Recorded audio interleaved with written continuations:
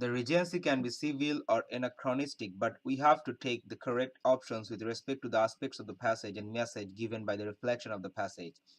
Anachronistic, as choice A, means anything or any issue belonging to a period other than that being portrayed.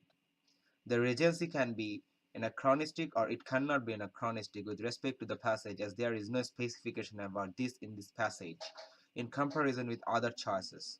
As the regency broke up and fled, so the regency could never be sempiternal or immutable, which means anything everlasting. So choice A, choice C, choice E, and choice F are unfit to make sense as the correct answers for the blank according to the message given. On the other hand, ephemeral and evanescent